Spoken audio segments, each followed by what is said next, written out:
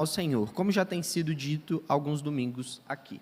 Muito bem, nós estamos numa série, vocês sabem disso, nossa série, o Antigo Testamento e o Fim dos Tempos, ela visa dar suporte teórico para que nós consigamos caminhar rumo a Apocalipse e estruturar uma teologia do fim dos tempos, uma escatologia.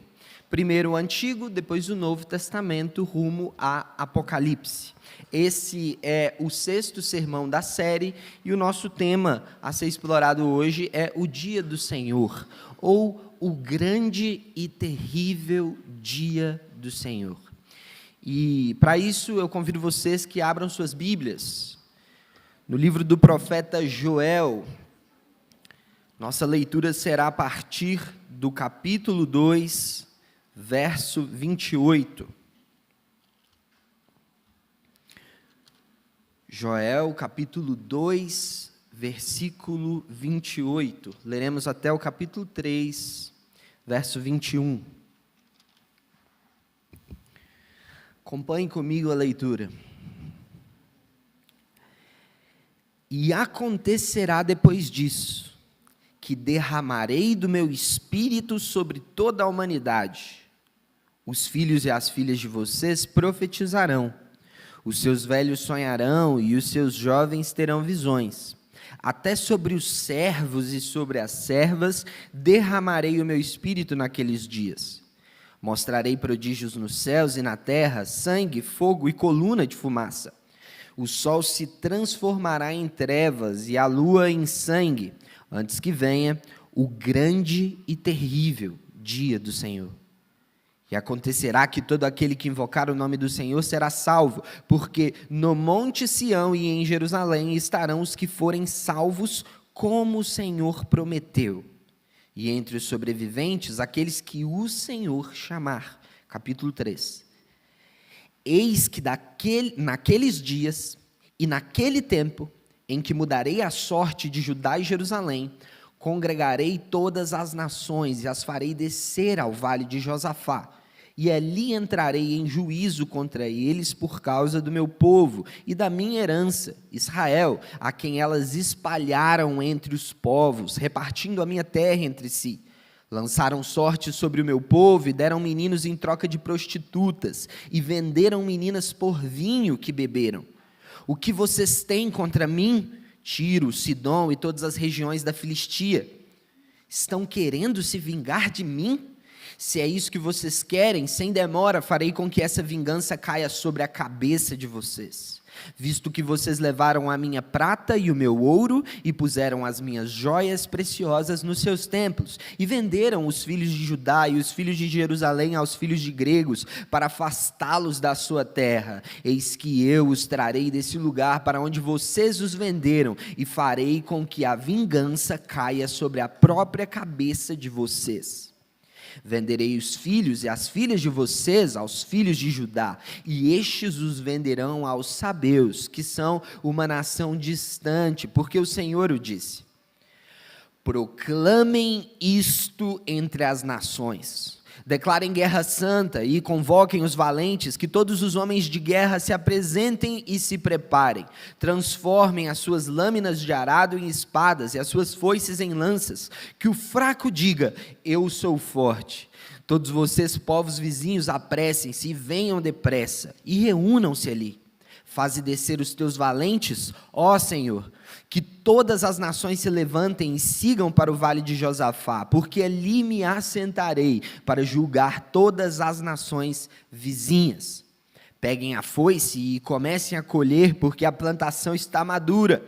Venham, pisem as uvas, porque o lagar está cheio, os seus compartimentos transbordam, porque é grande a maldade dessas nações. Multidões, multidões, no vale da decisão, porque o dia do Senhor está perto no vale da decisão. O sol e a lua escurecem, e as estrelas deixam de brilhar. O Senhor rugirá de Sião, e de Jerusalém fará ouvir a sua voz. Os céus e a terra tremerão, mas o Senhor será o refúgio do seu povo e a fortaleza dos filhos de Israel. Assim vocês saberão que eu sou o Senhor, o Deus de vocês, que habito em Sião, o meu santo monte Jerusalém será santa. O meu santo monte, Jerusalém, será santa. Estranhos não passarão mais por elas. Verso 18. E acontecerá que naquele dia os montes destilarão vinho e as colinas manarão leite, e todos os rios de Judá estarão cheios de água. Uma fonte sairá da casa do Senhor e regará o vale de Sitim. O Egito se tornará uma desolação e Edom se fará um deserto abandonado, por causa da violência que fizeram aos filhos de Judá, em cuja terra derramaram o sangue inocente.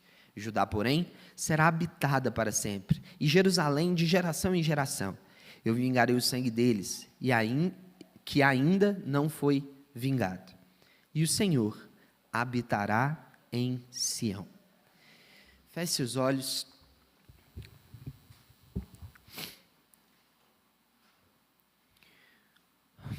Pai, nós clamamos a misericórdia do Senhor. Tende misericórdia do seu povo.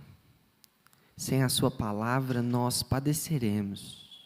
Sem ela nós apodreceremos sem sequer nos percebermos. Tende misericórdia do seu povo e principalmente de mim. Que o Senhor nos edifique segundo a sua palavra essa manhã. E que seja o Senhor a ministrar aos nossos corações, e não homem nenhum. Em nome de Jesus. Amém. Muito bem. O desenvolvimento de expectativas e temores escatológicos é uma constante no coração humano. Nós, seres humanos, temos uma natureza que nos inclina a desenvolver certas expectativas e certos temores com relação ao fim das coisas.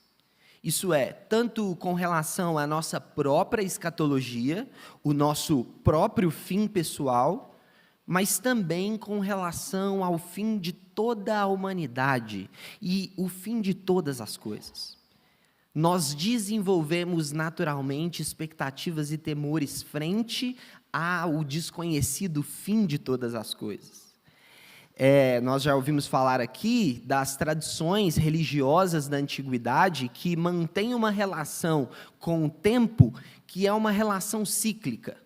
Isso é, eles não entendem que a existência e a história da humanidade da existência tem início, meio e fim, mas pelo contrário, a realidade é sempre cíclica, e quando parece que o fim está chegando, na verdade, é o início de um novo ciclo, quase que como as estações que nós temos do ano.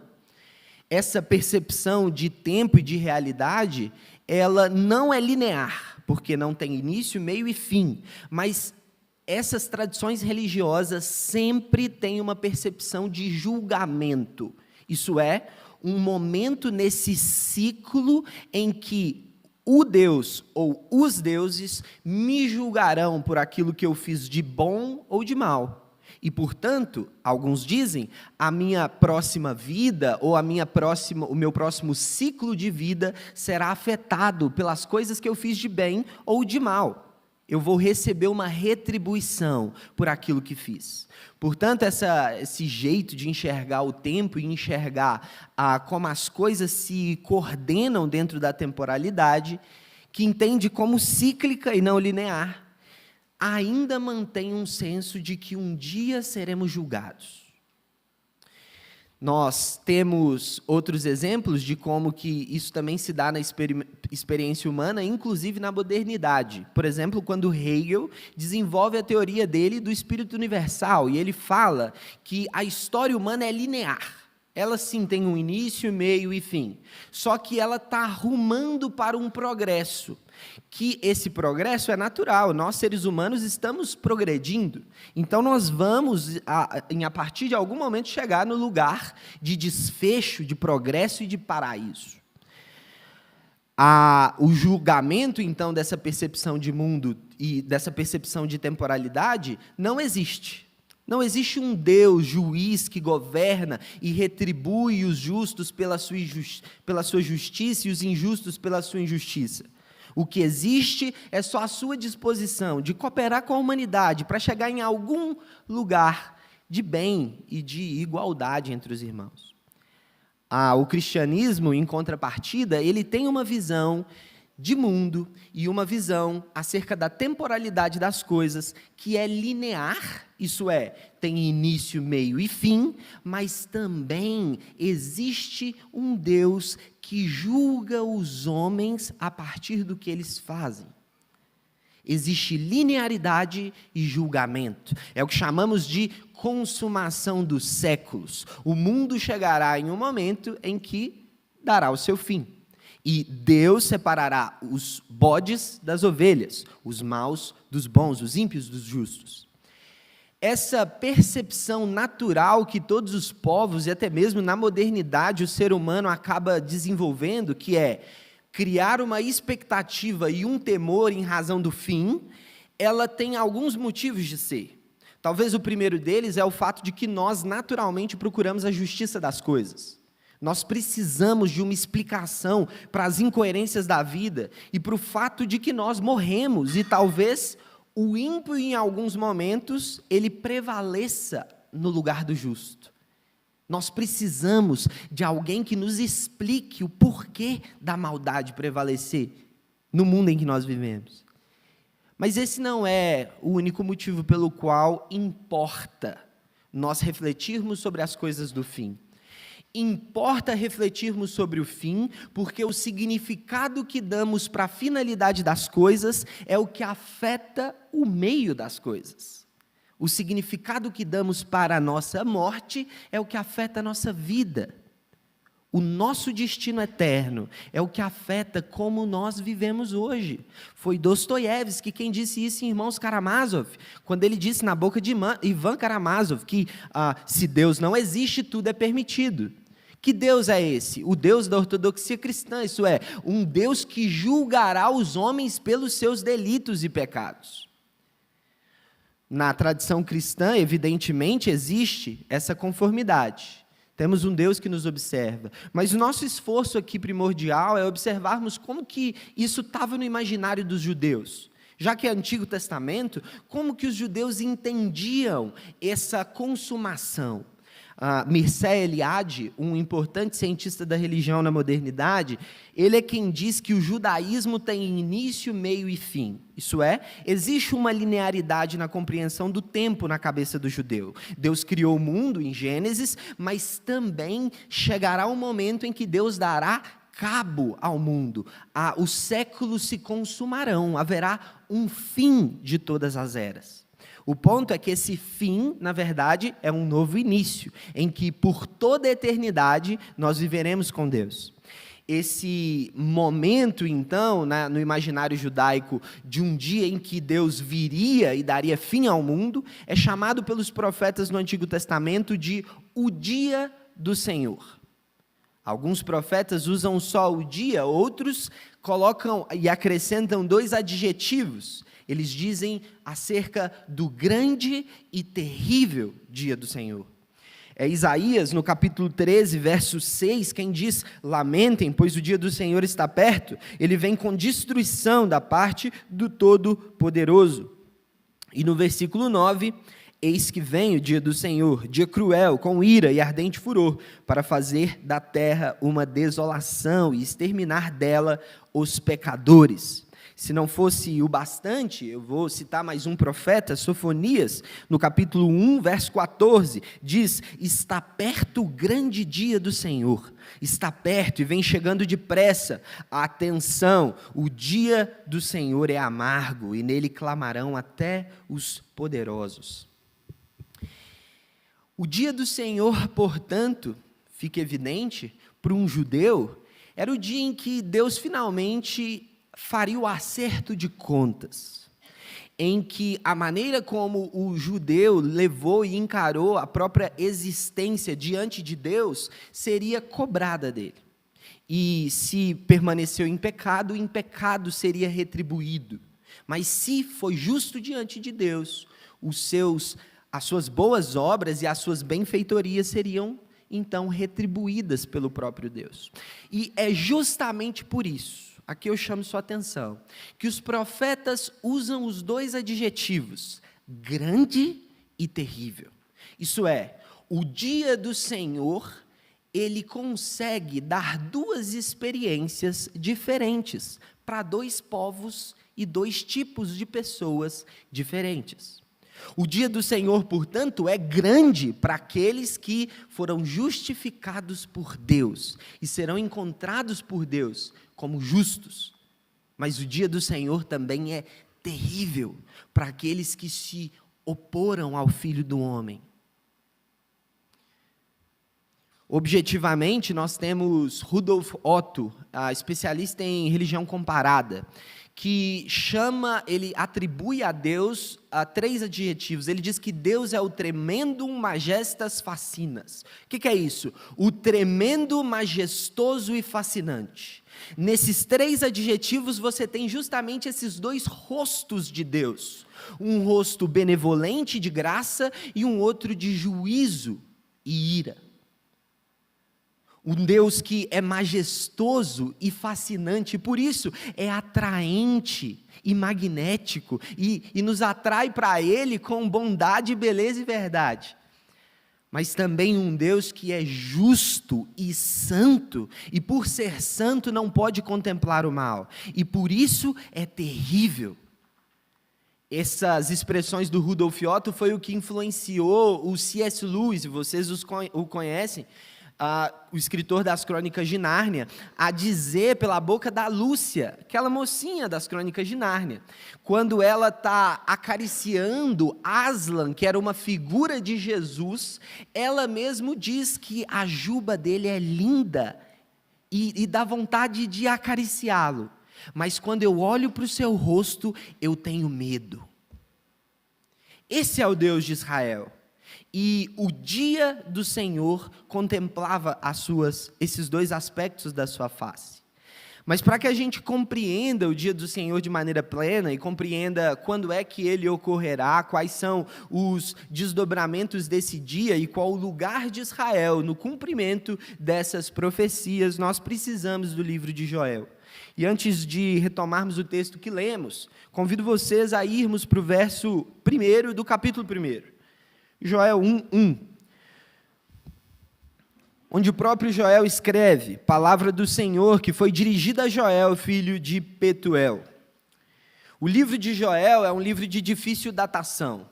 Isso é, nós temos poucas evidências externas de quando Joel realmente foi escrito.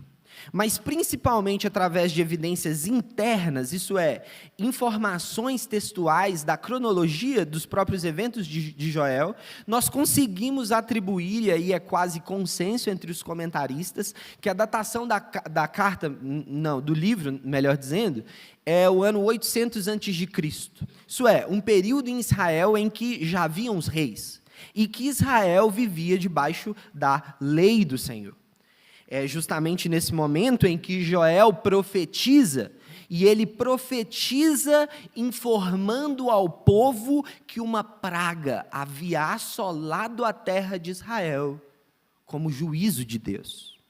Veja bem, algo aconteceu em Israel, que afetou toda a população, e Joel atribui essa praga à mão do próprio Deus.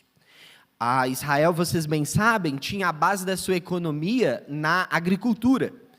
Portanto, perder do que a terra oferecia para eles era justamente perder de toda a sua economia. E o que acontece, como leremos no verso 4 ainda do capítulo 1, é que pelo menos 4 hordas de gafanhotos e de pragas assolam Israel. O texto diz: o que o gafanhoto cortador deixou, o gafanhoto migrador comeu, e o que o migrador deixou, o gafanhoto devorador comeu, e o que o devorador deixou, o gafanhoto destruidor comeu. As expressões aqui, que parecem só adjetivar a palavra gafanhoto, elas, na verdade, não são só adjetivos figurativos da ação desse gafanhoto na terra de Israel. São expressões que eram utilizadas pelo povo para se referir às muitas espécies de gafanhotos que existiam. Essas 4 expressões distintas de gafanhotos, na verdade, elas até se envergonham diante das 18 expressões que a gente tinha em língua acadiana só para se referir a gafanhotos. Esses 18 termos, eles tinham um motivo de ser. Gafanhoto era uma das principais pragas do Antigo Oriente. E a qualidade da devastação que essas pragas geravam nos campos dos povos era assustadora. Eram os principais inimigos dos agricultores. E eu vou ler uma informação para vocês e peço que acompanhem da visão mundial, e eles informam acerca do perigo dos gafanhotos. Nós, modernos, conseguimos lidar um pouco mais com esse tipo de praga, mas imagine só o que não era essa realidade na cabeça de um judeu. Um enxame de gafanhotos pode conter até 10 bilhões de gafanhotos. Cerca de 3.000 gafanhotos recém-nascidos podem ocupar um espaço de 1 metro quadrado. Um único gafanhoto pode voar quase 1.000 quilômetros durante a sua vida, destruindo a vegetação por onde ele e seu enxame passarem. Ouça bem, um enxame pode devorar em um só dia o que 40.000 pessoas comem em um ano. Em um único ataque de gafanhotos à Etiópia, em 1958, o país perdeu 167.000 toneladas métricas de grãos, o suficiente para alimentar mais de 1 milhão de pessoas por um ano. Agora você entendeu por que João Batista comia gafanhoto, né? Era de raiva mesmo. O ponto aqui é que uma destruição assolou Israel. E essa destruição está sendo enfatizada por Joel não só como um evento natural, mas como uma obra da mão de Deus. É por isso, peço que você acompanhe, que nos versículos 14 e 15 ainda do capítulo 1, Joel adverte ao povo de Israel que se arrependa. Proclamem um santo jejum, convoquem uma reunião solene, reúnam os anciões e todos os moradores dessa terra na casa do Senhor seu Deus e clamem ao Senhor. Ah, que dia! Porque o dia do Senhor está perto e ele vem como destruição da parte do Todo-Poderoso. Joel, portanto, não só interpreta aquelas pragas como obra da mão de Deus, mas convida o povo para um arrependimento, que ele mesmo diz nos versos sequentes, principalmente do capítulo 2. As pragas que vocês experimentaram foram só o início das dores. Sem o arrependimento diante do Senhor, o dia dele virá, e o julgamento de Deus é certo. No capítulo 2, verso 1, Joel de novo enfatiza o fato do dia do Senhor, parece que agora com mais intensidade. Toquem a trombeta em Sião e deem um alarme no meu santo monte, que todos os moradores da terra tremam, porque o dia do Senhor está chegando, já está próximo. No verso 11 do capítulo 2, o Senhor levanta a voz diante do seu exército, porque o seu arraial é enorme, e quem executa as suas ordens é poderoso. Sim, grande e muito terrível é o dia do Senhor. Quem o poderá suportar? Essa pergunta, ela é importante. E ela inaugura a discussão e talvez o argumento de Joel nos versículos seguintes. Ele levanta um questionamento. Quem poderá suportar esse dia? Muito bem, Deus um dia, por ser santo, ele necessariamente há de julgar os ímpios. Mas quem há de suportar? Quem poderá passar impune pelo dia do julgamento de Deus? Joel, então, reforça mais uma vez a necessidade de arrependimento. E ele diz, convertam-se ao Senhor, verso 13. o seu Deus, porque Ele é bondoso e compassivo, tardio em irar-se, grande em misericórdia, e muda de ideia quanto ao mal que havia anunciado.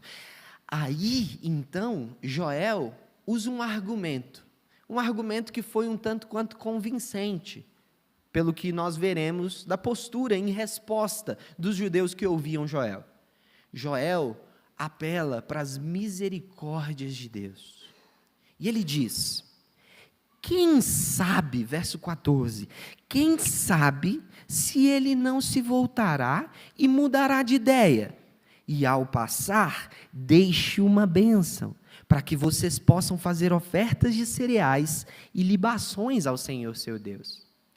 Veja bem, eles estavam impedidos de fazer ofertas de libações e cereais ao Senhor, justamente porque a sua terra não mais produzia aquilo que era matéria-prima para o sacrifício de ofertas de libações e cereais. Eles estavam sem a possibilidade de cultuar a Deus como Ele lhes exigia. Mas aqui está o argumento principal de Joel. Quem sabe se vocês não se arrependendo, Deus não os perdoa, e não só os perdoa dos seus pecados, como também deixa uma bênção. Nós vemos que até o verso 17, portanto, o povo ouviu acerca do arrependimento. E entre o 17 e o 18, eles, sem sombra de dúvidas, se arrependeram. O verso 18 diz: pressupondo o arrependimento em massa de todo o povo de Israel, ou pelo menos do reino do sul, então o Senhor teve grande amor pela sua terra e se compadeceu do seu povo. Quem sabe se tornou realidade, porque o povo de fato se arrependeu. E aqui nós temos três figuras importantes. O Senhor teve grande amor pela sua terra e compaixão pelo seu povo. A aliança que Deus estabeleceu com os patriarcas era uma aliança que envolvia uma tríade, isso é, o Deus prometedor, o homem, Abraão no caso, recebedor da promessa, e a terra, que era a própria promessa. Justamente porque a terra tinha um lugar importante nas promessas e no pacto de Deus com os patriarcas, que nós vemos Deus utilizar a terra como um meio pedagógico, isso é, quando o povo está pecando e se afastando da aliança de Deus, o meio de Deus trazer de volta o povo é amaldiçoando a terra, punindo a terra. Deus, portanto, diante do arrependimento do povo, Ele perdoa. E não só perdoa, como Ele abençoa a terra. E os versos em seguida nos dirão que Deus abençoa o povo, a terra e tudo quanto mais Ele pode perdoar e abençoar. Verso 27 chama a atenção de você. O profeta parece reforçar, é o próprio Deus falando, mas ele parece reforçar a informação que, no verso 14, ele deu para o povo. Qual foi o argumento dele? Quem sabe Deus não se volte em graça para vocês, se arrependerem.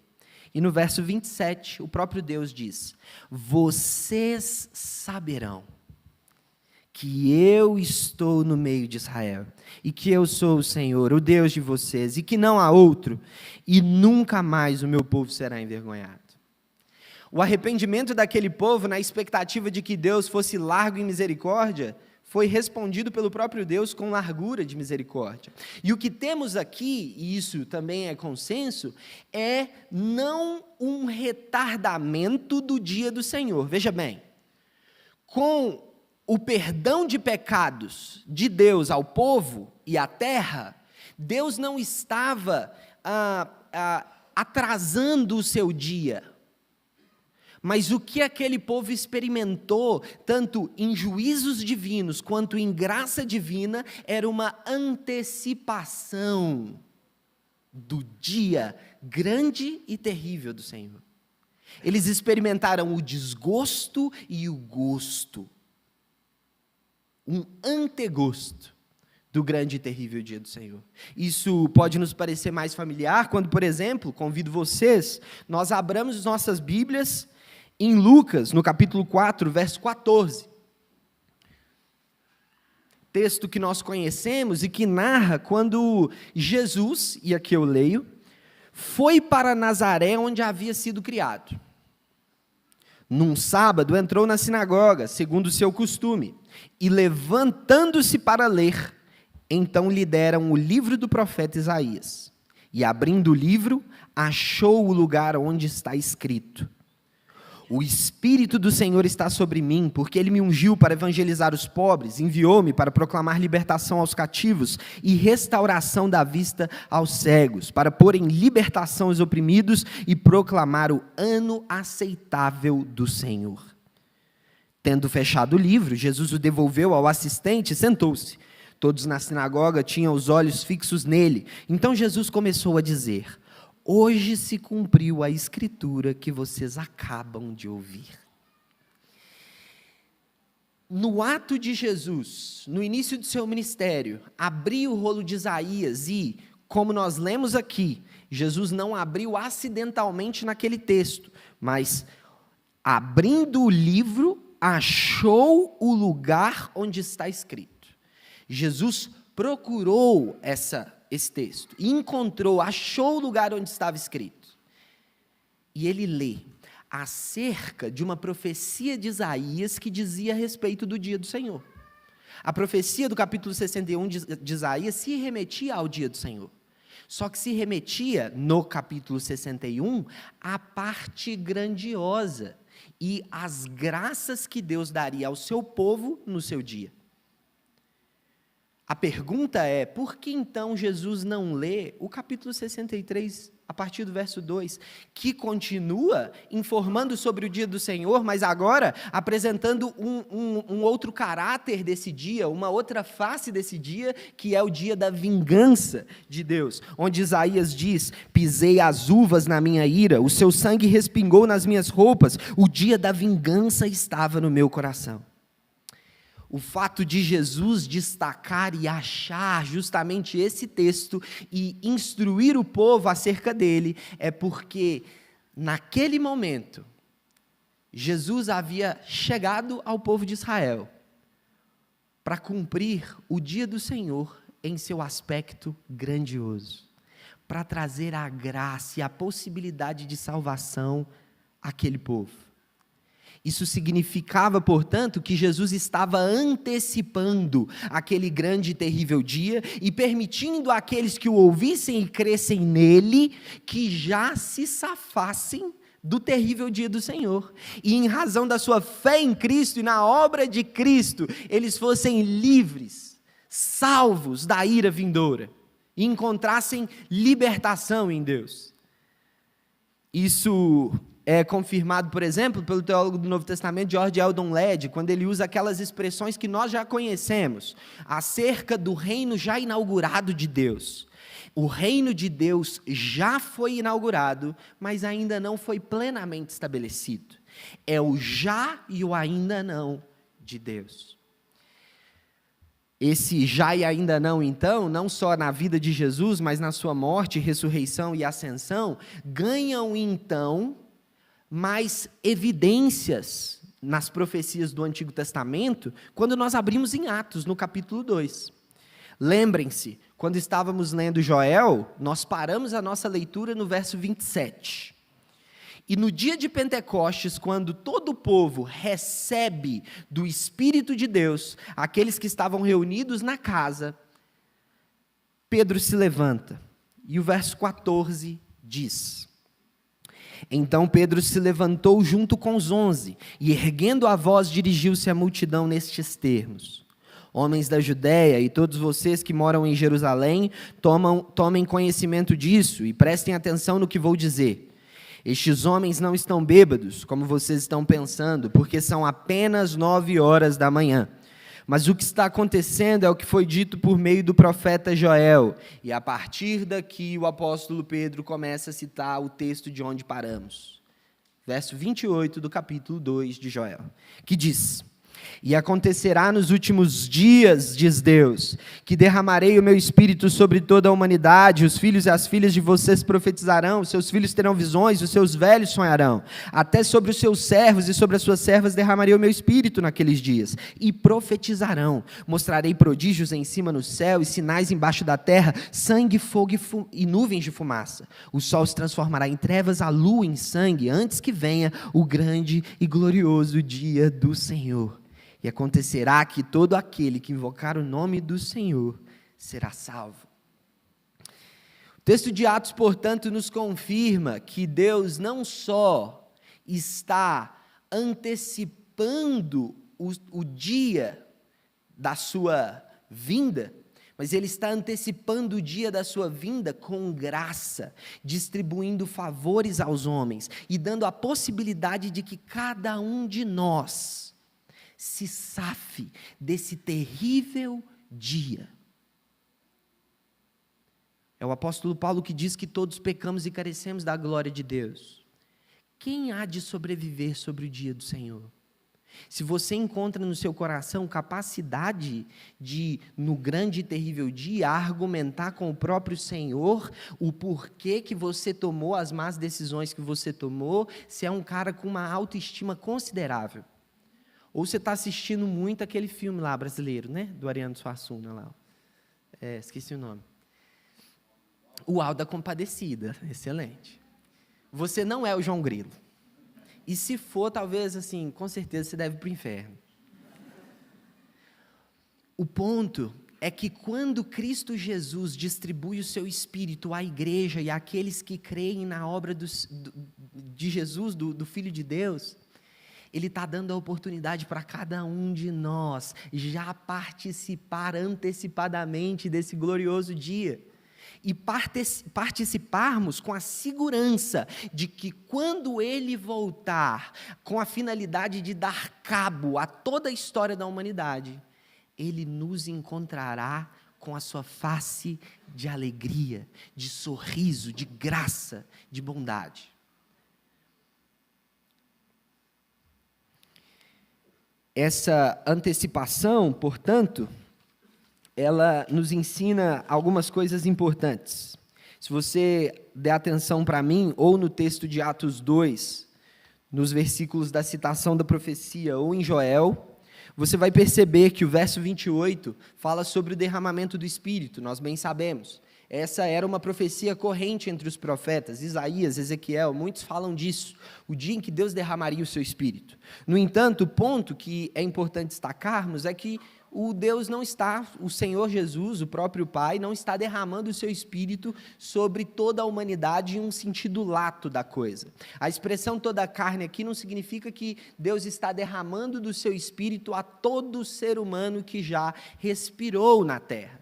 Mas o que pode nos auxiliar a interpretar aqui a expressão humanidade ou toda carne é justamente as expressões em seguida, que são filhos e filhas, velhos, jovens, servos e servas. O Deus que salva o seu povo é um Deus que não faz acepção de pessoas e que quebra o muro de separação entre judeu e gentil, entre escravo e livre, entre mulher e homem. O servo, a serva, o filho, a filha, e o próprio Pedro destaca no verso 39 de Atos 2 mesmo, que essa salvação também alcançava os próprios gentios e, portanto, era toda a humanidade, em um sentido não lato, mas em um sentido de todos aqueles que creem, independente de qual etnia são. O ponto é que Blaise Pascal, ele destaca nos seus pensamentos uma informação importante. Ele diz: porque Deus diz em seus profetas que espalharia seu Espírito, portanto, está fora de dúvida que o Espírito de Deus está sobre uns e não sobre outros.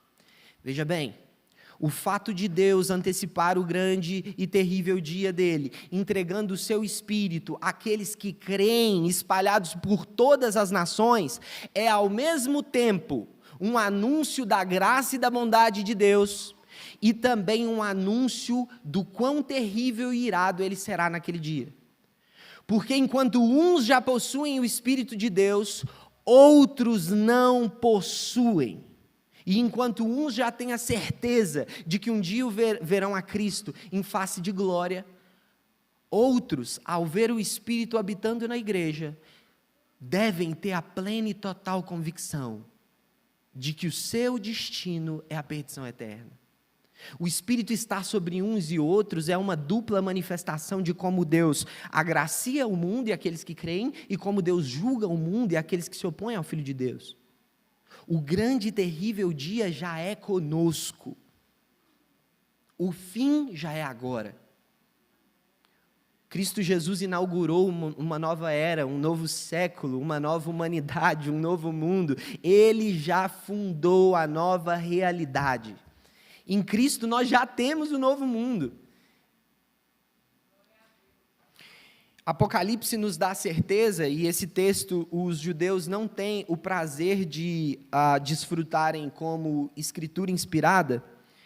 No verso 11 do capítulo 20, você não precisa abrir, João viu um grande trono branco e aquele que está sentado nele. A terra e o céu fugiram da presença dele, e não se achou lugar para eles. Vi também os mortos, os grandes e os pequenos, que estavam em pé diante do trono. Então foram abertos livros. Ainda outro livro, o livro da vida, foi aberto, e os mortos foram julgados, segundo as suas obras, conforme o que estava escrito nos livros. O mar entregou os mortos que nele estavam. A morte e o inferno entregaram os mortos que neles havia, e foram julgados, um por um, segundo as suas obras. Então a morte e o inferno foram lançados no lago de fogo. Esta é a segunda morte, o lago de fogo. E se alguém não foi achado inscrito no livro da vida, esse foi lançado no lago de fogo. Esse dia, ele já foi inaugurado, e para nós cristãos é uma certeza de que ele será consumado. No entanto, para os judeus que só tinham aquela profecia, qual era o lugar do povo de Israel étnico dentro da consumação desse dia? A gente consegue saber como que Israel étnico, a nação, participa desse grande e terrível dia do Senhor? Além daquelas experiências que nós já vimos, que Deus foi dando conforme o decorrer da sua história, de antecipação desse dia, dessa graça e dessa vingança de Deus. Sim, se vocês acompanharem comigo, no último versículo do capítulo 2, nós temos uma informação importante. O texto diz: e acontecerá que todo aquele que invocar o nome do Senhor será salvo. Porque no monte de Sião e em Jerusalém estarão os que forem salvos, como o Senhor prometeu, e entre os sobreviventes, aqueles que o Senhor chamar. Veja bem, nós temos aqui um resumo daquilo que viria a se consolidar na teologia do apóstolo Paulo, no Novo Testamento, de justificação pela fé. O fato de que quando cremos na obra de Cristo, nós somos salvos. E nós somos salvos inseridos à família de Deus. Portanto, os mesmos cristãos gentios que creram na salvação através de Jesus Cristo, também são adicionados à família de Deus e à Israel verdadeira, que é composta por judeus que creem em Cristo e gentios que creem em Cristo. Essas promessas, portanto, são a Israel étnica, mas compreendendo que o povo de Deus é justamente o povo que crê na promessa, que crê no Filho do Homem. Nós temos, no verso que lemos, uma informação de que a salvação estaria no Monte Sião e em Jerusalém. E é justamente ali que estaria o povo de Deus. E se andarmos um verso para frente, já no capítulo 3, nós temos uma informação contundente do profeta. Eis que naqueles dias, isso é, no grande e terrível dia, naquele dia, no dia da consumação dos séculos, no grande trono branco, eu mudarei a sorte de Judá e de Jerusalém. Eu não tenho tempo para explicar aqui, na verdade, não tenho nem a necessidade. Se vocês acompanharam a série até aqui, vocês viram Rez defender muito bem o fato de que o Senhor fez promessas a Israel étnica e o Senhor pretende cumprir promessas geográficas, de devolução à terra geográfica, de Canaã e de Israel e de Jerusalém, principalmente, ao povo étnico dos judeus. E é aqui justamente que Joel estabelece uma relação entre mudar a sorte de Judá e Jerusalém, que é justamente devolvê-los ao seu lugar da promessa, ao lugar da aliança, ao lugar da terra prometida, e a vinda do Senhor. Portanto, existe sim uma relação, e Joel nos expõe a ela, entre a segunda vinda de Jesus e o grande e terrível dia do Senhor, consumado plenamente, e a devolução plena da terra de Israel ao povo judeu. Os versos 2 e 9 a 17 vão dizer como que Deus, nesse grande dia em que Ele restaurar a sorte a Jerusalém, isso é, devolver a terra para o povo, dar e abençoar a terra, entregando ao povo, Deus também pelejará e guerreará contra os inimigos de Israel. Versos 2 e 9 a 17. No ato da devolução à terra e do grande dia, Deus vai pelejar contra os inimigos de Israel. Todos os povos que já se oporam ao povo de Deus. A descrição é minuciosa, nós fizemos a leitura, não vou entrar nos pormenores, mas esse é o destaque. Nesse momento, os povos receberão a justiça e a vingança de Deus contra a sua oposição ao povo judeu. Mas é justamente nos versos 2, 3 e 5 que Deus ele dá 4 razões pelas quais ele vai perseguir as nações que se oporam ao povo judeu. A primeira das razões, acompanhe comigo no verso 2, é que ali entrarei em juízo contra elas, isso é, as nações inimigas de Israel, por causa do meu povo e da minha herança, Israel, a quem elas espalharam entre os povos. Portanto, a primeira razão de Deus pelejar contra os inimigos de Israel naquele grande dia é justamente porque essas nações inimigas de Israel espalharam o povo de Deus entre os povos. Nós temos o exílio assírio no ano 700 a.C., o exílio babilônico no ano 500, nós temos as revoltas que aconteceram no período intertestamentário, temos o ano 70 depois de Cristo, com a destruição de Jerusalém pelo Império Romano, e em todos esses eventos nós temos o povo judeu sendo espalhado em uma diáspora pelo mundo e desterrados da terra da promessa.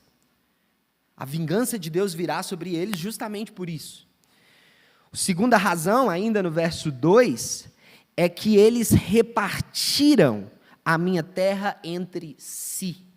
Esses mesmos povos que subjugaram e espalharam o povo de Israel também repartiram sua terra. A gente tem escritos históricos, por exemplo, está aqui, em algum lugar nesse esboço. Sargon II, um imperador assírio, ele informa que realmente houveram divisões ali da terra de Israel. Isso acontece também nos outros impérios. Eles dividiram a terra que Deus prometeu especificamente ao povo judeu, e por isso Deus se voltará contra eles. Uma terceira razão, agora no verso 3, é porque eles lançaram sorte sobre o meu povo, e deram meninos em troca de prostitutas, e venderam meninas por vinho que beberam. Terceira razão pela qual Deus pelejará contra os inimigos de Israel antes do grande, ou no ato do grande e terrível dia, é justamente porque eles fizeram do povo de Deus escravos entre as nações. Isso acontece principalmente no período da revolta dos Macabeus, e em todas as revoltas que houveram naquele processo, mas a gente tem em toda a história da humanidade inúmeros momentos em que o povo judeu é feito escravo e vendido entre as nações. Um quarto motivo, verso 5, visto que vocês levaram a minha prata e o meu ouro e puseram as minhas joias preciosas nos seus templos. Atenção aqui.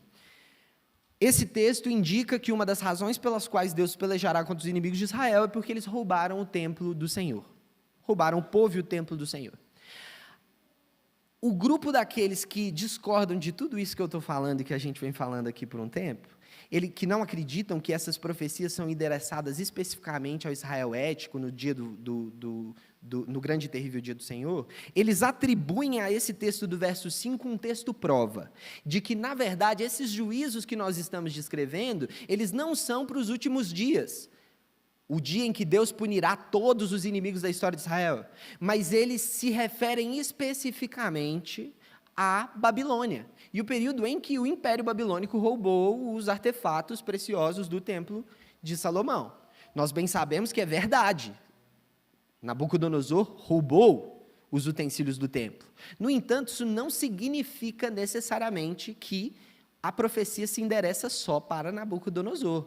E um ótimo exemplo de como essa interpretação apresenta inúmeros problemas é porque, quando verificamos, e vamos para elas agora, as 4 bênçãos que nos últimos versículos do capítulo 3, Deus separa justamente para dar para Israel,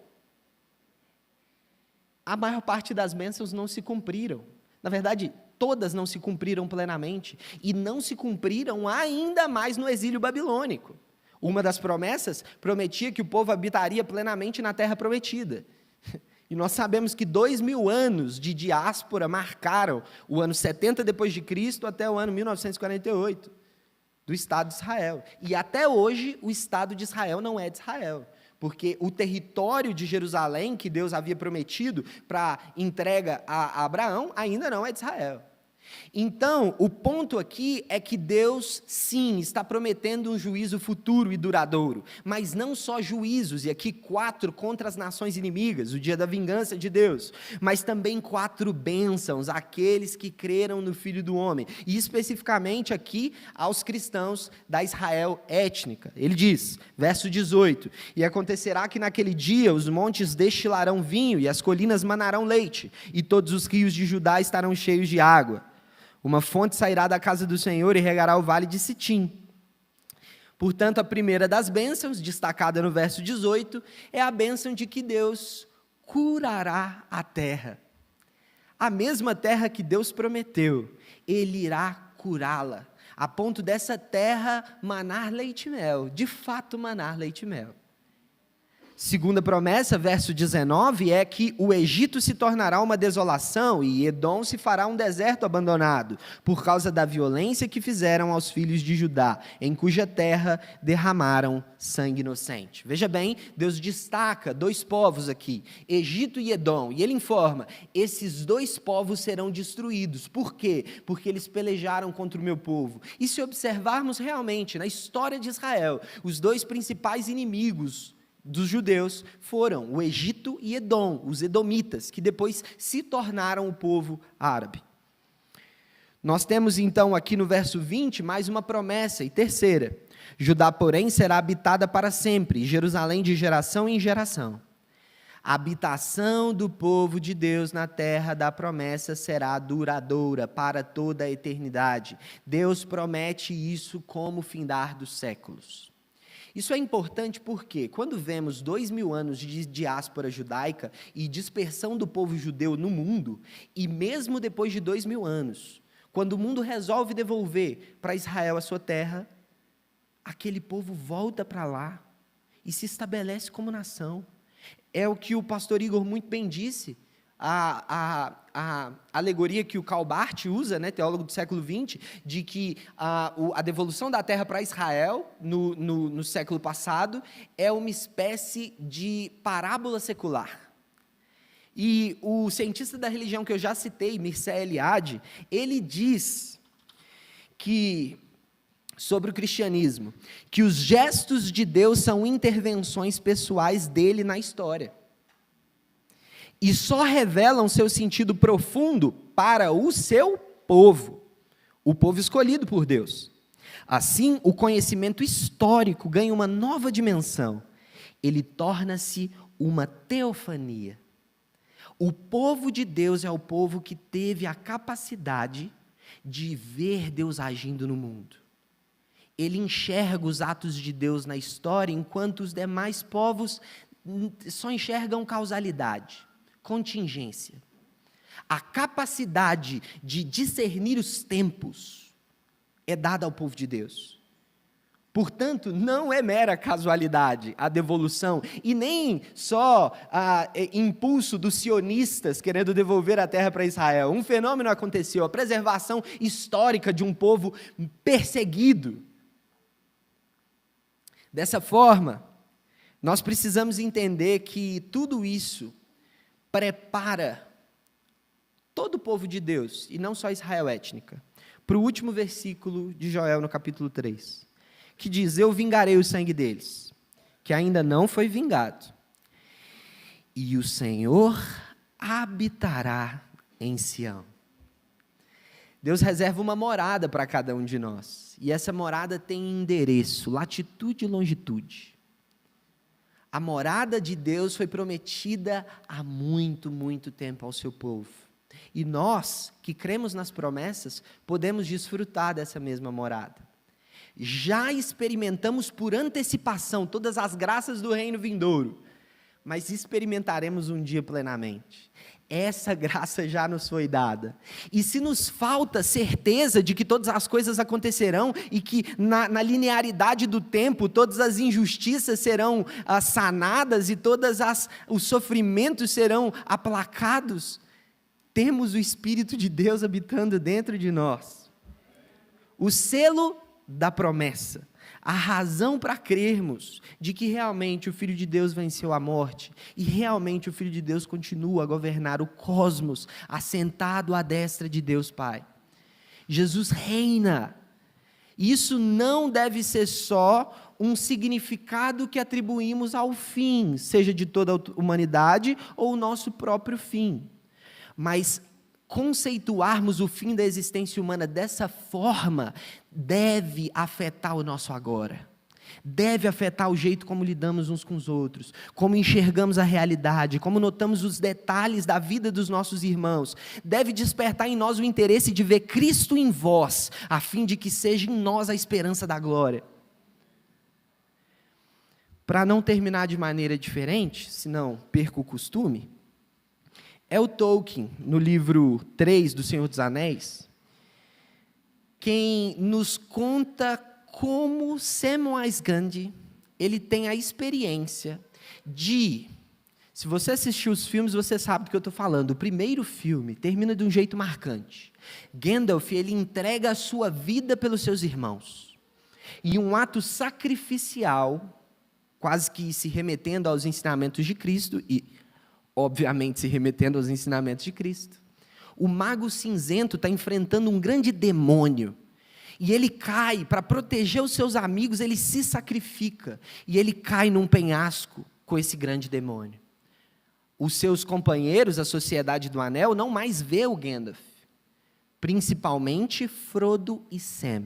Eles não mais encontram Gandalf. E eles terminam a jornada deles e a peregrinação deles sem ver o Gandalf. Gandalf, nós sabemos, ele vence o inimigo. E ele recebe o poder da ressurreição. Ele tem o seu corpo transformado e ele se torna então um mago branco. E com toda a transformação do seu corpo e agora habitando nele a graça, no final da história, em um dos últimos capítulos do último livro, quando Sam finalmente encontra com Gandalf, o texto diz: Sam estava deitado no seu leito de cama e, com essas palavras, Gandalf surgiu diante dele, trajado de branco, e agora sua barba reluzia como neve pura nos lampejos da luz do sol através das folhas. Abre aspas. Bem, mestre Samwise, como se sente? Fecha aspas, perguntou Gandalf. Mas Sam deitou-se de costas e o encarou boquiaberto. E por um momento, entre perplexidade e grande alegria, não pôde responder. Finalmente, com voz entrecortada, disse: Gandalf, pensei que estava morto, mas daí pensei que eu mesmo estava morto. Tudo que é triste vai deixar de ser verdade? O que aconteceu ao mundo? Essa é justamente a experiência daquele que tem um antegosto do que Cristo fez pela sua igreja. Aquele que experimenta e vê o seu irmão experimentando agora do poder da ressurreição. que permite com que a nossa carne seja domada, que permite com que cada um de nós desenvolva virtudes mutuamente, que cresçamos na graça, na sabedoria e no conhecimento do Senhor, e que nos tornemos, sim, sal e luz para o mundo, mas sempre, sempre, nos lembrando de que a salvação veio a nós, porque um dia ouvimos a palavra de arrependimento e cremos nela. Feche seus olhos, vamos orar.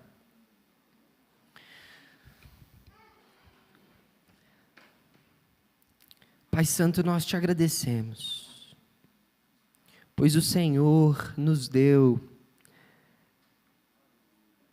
aquele que é o motivo da nossa esperança e o motivo da nossa certeza de que um dia nos encontraremos e o veremos face a face.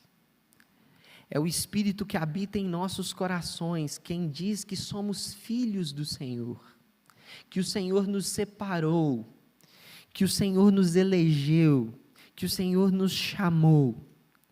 E o que pedimos é, assim como o Senhor nos chamou, nos justificou, nos regenerou, que experimentemos a glorificação, plena e absolutamente, como temos certeza de que haveremos de experimentar. E que aqueles que ainda não possuem em seu coração o Espírito Santo de Deus, entendam que é chegado o grande e terrível dia do Senhor. Ele está próximo, próximo a ponto de podermos o alcançar. Que com o nosso arrependimento, Senhor, possamos antecipar esse dia e vermos a sua face de graça, no hoje e no agora, em nome de Jesus. Amém. Prepare-se para a ceia do Senhor.